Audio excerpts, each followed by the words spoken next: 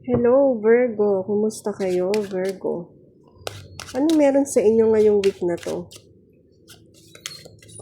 Mga Virgo, kung kailangan ninyo ng private reading, meron akong offer from January 11 to January 17. 300 pesos, 2 questions.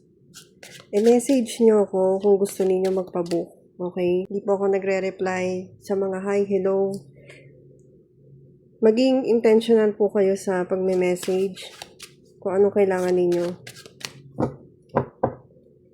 300 pesos, 2 questions. Okay? Thank you, Virgo. Ano meron sa'yo ngayong week na to? Wow. About sa bahay. Wow, aalis kayo? Lilipat kayo, Virgo? Oo nga. May something about home na move. May move na gagawin. Merong iba, parang babalik kayo. Yung family ninyo somewhere. Yung iba naman, lilipat sa bagong lugar.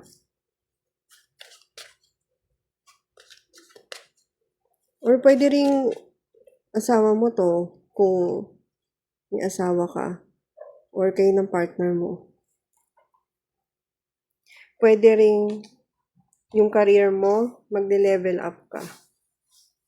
Kasi foundation para sa akin ang Four of Wands. Hindi lang siya about home and celebration or about family. Pwede kasing ano din to reunion ng dalawang tao or depende kung ano yung nakapalibot sa kanya na cards. So ito, pwedeng may travel na mangyayari sa inyo.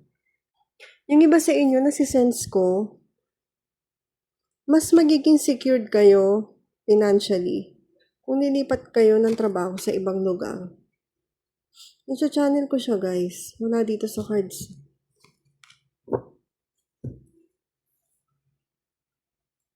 So, anong meron ngayon? Oh, may growth nga. May growth na mangyayari.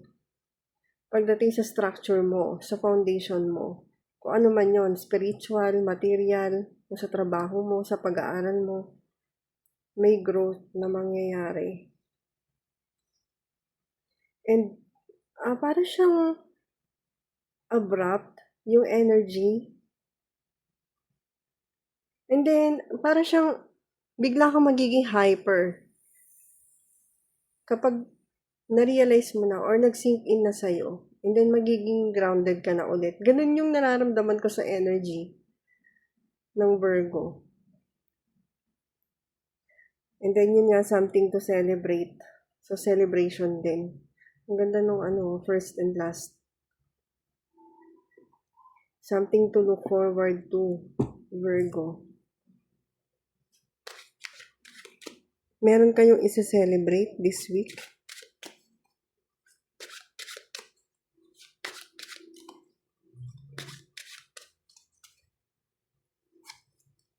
Anong challenge para sa Virgo this week?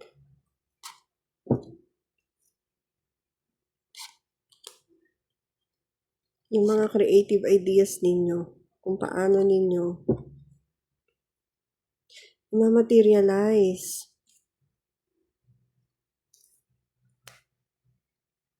Parang ang daming tao sa buhay mo ngayong week na to na involved dito sa mangyayari sa'yo. Possible na makapag-manifest ka ng isang person. Hindi ko alam kung anong significance nito sa buhay mo. Hindi na ako magda-dive deeper doon. Pero pwede siyang makatulong dun sa growth na meron ka. Kumbaga parang siya yung magiging tulay. Pwedeng ganun. Yung iba sa inyo Hindi kailangang lahat ng nandito sa reading na to ay magiging resonance sa'yo. Kasi ito ay collective reading. And nasisense ko pa dito this week, ang challenge ay kung paano ka mas hahabaan mo pa. Kung paano hahabaan mo pa yung pasensya mo. Kasi parang mauubos ang pasensya mo ngayong week na to. Parang mabilis kasi yung mga mangyayari or madami kang gagawin. And yung isa pang challenge, paano mo materialize yung mga creative ideas na meron ka. Okay, ano yung advice para sa Virgo this week? Keep praying. Keep your faith.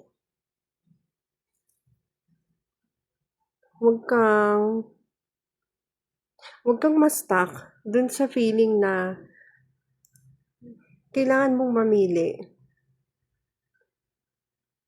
Kasi hindi ka makaka-move forward kung palagi mong iisipin na ganun.